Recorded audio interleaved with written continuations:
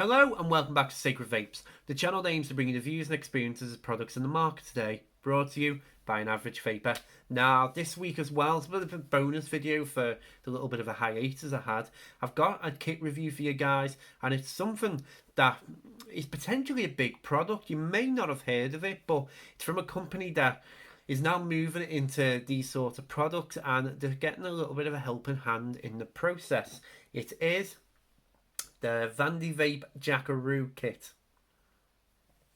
Now, this, first and foremost, was made as a collaboration between Vandy Vape and the vaping Bogan. You probably heard of him, absolutely fantastic YouTuber.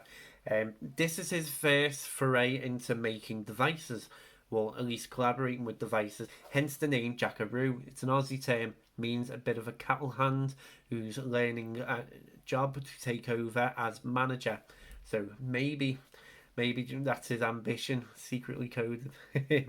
But yeah, Vandy Vape, they brought out, or they're going to bring out the Swell kit as well, but this was their first real kit, their first sub-ohm tank, their first kit, and yeah, very interesting kit. It's basically designed to be an Aegis rival, and what I mean by that is that this is one of these indestructible mods. In fact, if you probably go over to the Vaping Bogan's channel, he probably has a video of him trying to destroy this.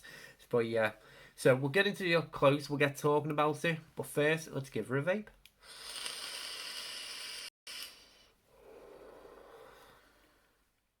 To the unboxing of the Vandy Vape / Vaping Bogan Jackaroo kit. Now, packaging nice and green, matches the colour scheme. You get your little protections there. It's in on the side. Scratch code. You have your Instagram QR code, sorry. Little Vandy Vape thing there. On the back you get your contents, exactly what the features are, all the rest of it, even telling you about the mesh coils, and that's it. So we'll get her open now. You get a nice box, little sticker there, and here is the kit. So you have your tank, which is called the Jackaroo tank. You have your mod. You get your spare glass. I think that's about 3.5 mil straight glass. To get the bottom off. It's not coming off. And you get coil, USB cable, spare O-rings. You get a little lever thing. I'm not too sure what that's for. And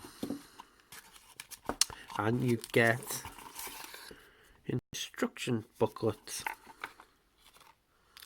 and a user guide, which in a rare occurrence this might actually be worth reading, which I'll get to in just a minute. But yeah, you get 2 coils in the box. You get a 0.15 and a 0.2. This, I've dropped it. This coil here is, sorry, 0.3, tell a lie, 40 to 60. Now, they're actually named a little bit different. They're called the Mesh 50 and the Mesh 80. So, where this is recommended 40 to 60, this is the Mesh 50. So, you're looking at about 50 watts for the ideal range. And then for the one that's installed in the tank at the minute, that's the Mesh 80. That's recommended 60 to 80 and is 0.15. So the tank itself, you get bottom adjustable airflow. As you can see, you get a top screw off design. It's like a half turn. I'll just show you that again. There we go. You get your nice big fill hole underneath. So 5 mil capacity. It's a non-replaceable 810 drip tip, and yeah, and it just comes apart. It's about 26mm, 27mm on the base. It's a little bit bigger. we'll get on to the mod now. Now, the Jackaroo mod, so I've got to protect the screen on. The Jackaroo mod is a 21700, 2700 or 18650 compatible device, single battery. It doesn't come with an adapter, so you have to get your own adapter for that. But yeah, front fire button, you get the plus and minus buttons, and you get no USB port on it whatsoever.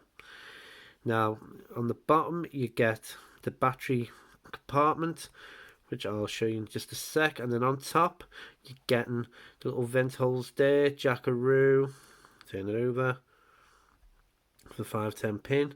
And yeah, and it's resin designed on both sides. Obviously, it will come in a number of different colours. So, simple to get the battery in. Simple that lever up and give it a turn. Just while I'm doing this device is, see there, plus inside. This device is IP67, is it? It's a silica gel body zinc alloy for the added protection. It's waterproof, dustproof and shockproof. The idea behind this battery compartment is that creates a watertight seal once it's screwed in tightly. And here is the mod. Now on the screen you get ohms, volts, puffs, battery percentage, power and the mode. And wattage can be adjusted using the plus and minus buttons. I've been on about 72 with this. Now, when we go into the menu system, it's going to be a little bit weird because if you do the 3 clicks, doesn't do anything. Now, by the way, I'm showing you this as a general user, not as an expert. But basically, to get into the menu system, you have to hold the plus and minus buttons together, which takes you into here. Now you have your tool set, DIY, brightness, not too sure what the T is. We'll go through them in a sec. So we're going. Now, if you saw what I did there, 3 click, once you get into this menu, you've got to click the fire button 3 times to allow you to turn things on and off. Unfortunately, if you just press it once and go into the menu, it doesn't give you that option. So while you're in this screen, you use the fire button to navigate down, plus and minus to turn these little things off to show you. So bypass mode's there, and that will highlight when it's done.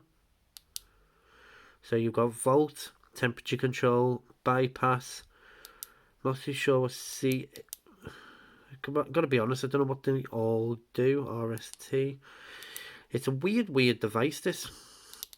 3 clicks. Again, does nothing. So we'll turn that back. Oop. Sorry, C's colour. There we go. R is reset. Hold the buttons together.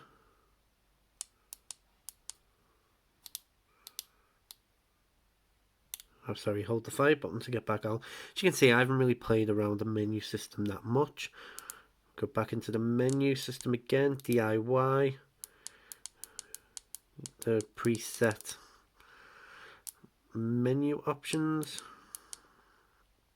See, and that goes back to power, changes the icon. That is the brightness. That's the sleep mode. Puff reset. Version. Vandy chip ID. And that takes you back out. So yeah, a little bit of a rundown of this mod. We'll take it back up close now. You also get that when you put a tank on. So plus, new coil, boom. Take it back up top now and we'll get talking about it. Welcome back. So that was the up close for the Vandy Vape Jackaroo. Took me a little bit longer to go through that. Hopefully you got a good insight of what the mod is. So we'll get talking about it now, and we'll get talking about the pros and cons of this. The first pro for me is going to be chipset works really well. It's nice and responsive, as you can hear. Battery life on this for a single 21700 is pretty good. I'm getting about 3 hours off a single battery, and yeah, as a kit, it's nice and comfortable to hold. It's not overly big, and it's just, yeah, really easy and nice to use.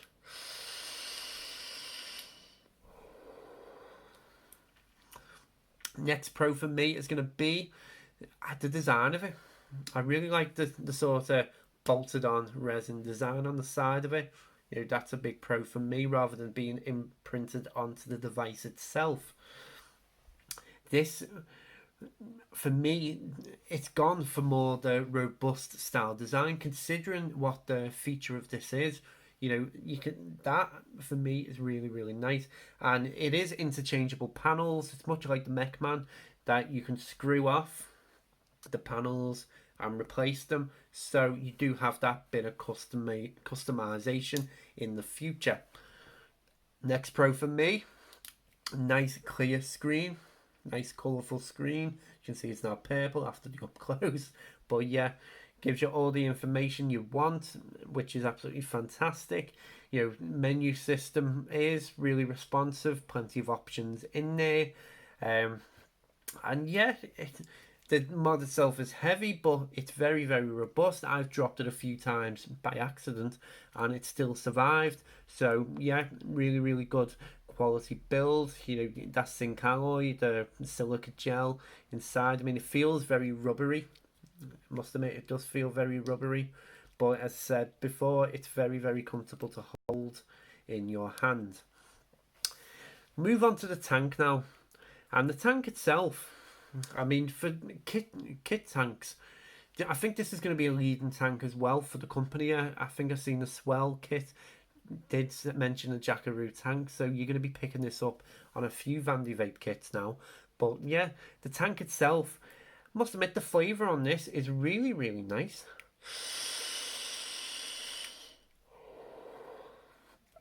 I've been using the, what's it called, cider range from Cider Farms in this, and I've been getting that really, really nice sharp flavour. It's really coming through nicely.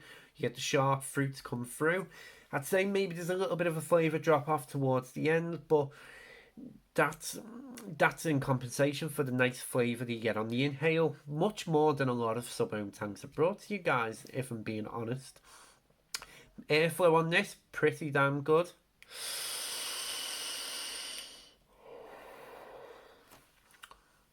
That is pretty much all open.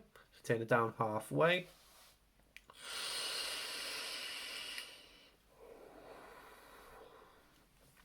And it becomes much more smoother, so you're probably going to be using this around about half full to really get that smoothness come through with the coils. In fact, the two coils inside, I mean, I've mainly been using this with the Mesh 80 coil, which is around 75 watts, and yeah, over 2 weeks, still going strong, still getting really nice flavour from it. I can't complain about that. The fact that the top fill, nice and easy to do. I know, I won't even bother. I showed you on the up close, but yeah, top fill's nice and easy to do. It's a really interesting design for a tank, the weird like diamond pressed on top. And yeah, capacity at about 5 mils. I'm going to call that a pro. You know, you're going to get quite a bit of time out of that. And yeah, just overall, for a kit tank, this Jackaroo tank is fantastic. It's probably one of the best kit tanks I've brought here that hasn't been a standalone as well. We'll get into the cons of this now.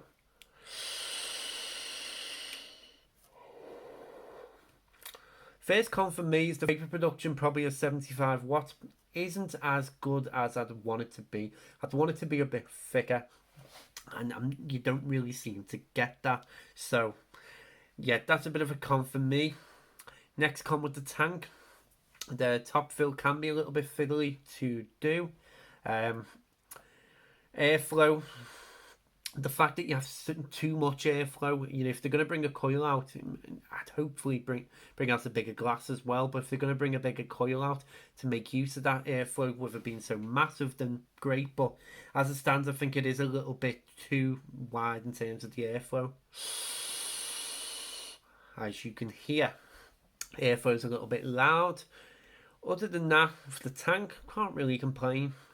So we move on to the mod now. The first con for me is going to be the screen. You know, it's nice, clear, bright. It's very overloaded. You know, unless you're looking at, if you're looking for anything other than the power, it's going to be very hard to see until you know what you're looking for. So that's a con for me. Next con, weight of the device is going to be a little bit of a con for some people. This is very, very heavy as a device, especially for a single battery device. It's probably the heaviest device I've brought to you. The Aegis limited edition, the Aegis Legend limited edition, much more lighter with 2 batteries than this is with 1. You obviously, the trade-off there is that you get the added protection, but yeah, it's not going to be one of them mods unless you're, say, working on construction sites or whatever, where that added protection will come in place. As a standard, just carrying around mod, that's going to weigh you down quite a bit. Next con for me is that menu system.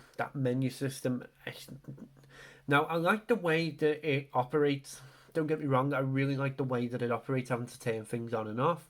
But I just think the way that it activates is just a little bit difficult. Or at least it's a little bit...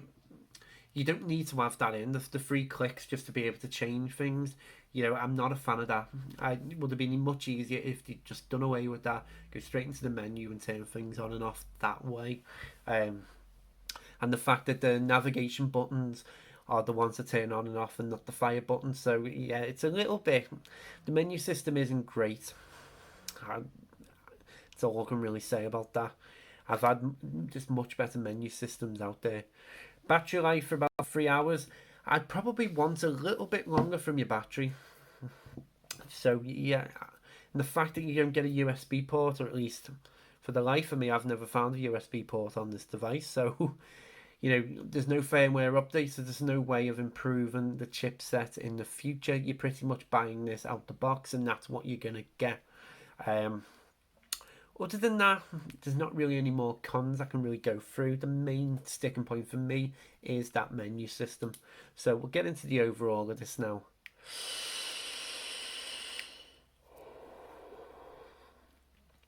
And overall, this is an incredible kit if this is what you're looking for. There's not been anything else released on the market that can compete with the Aegis up until now. And this potentially could be perfect for somebody who wants a robust kit that will survive drops and knocks. And the fact that it's silicone rubber means you're not even going to get scratches on it or anything like that until you actually scratch the rubber itself.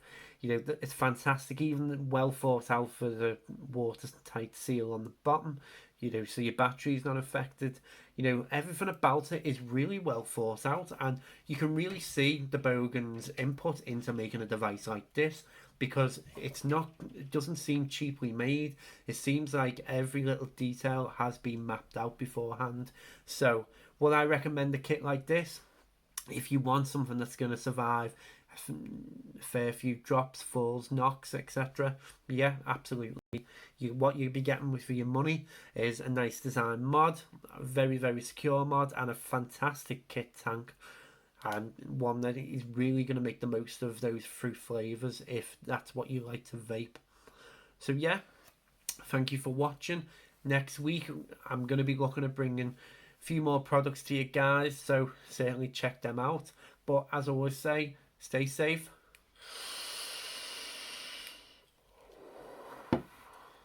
and keep vaping.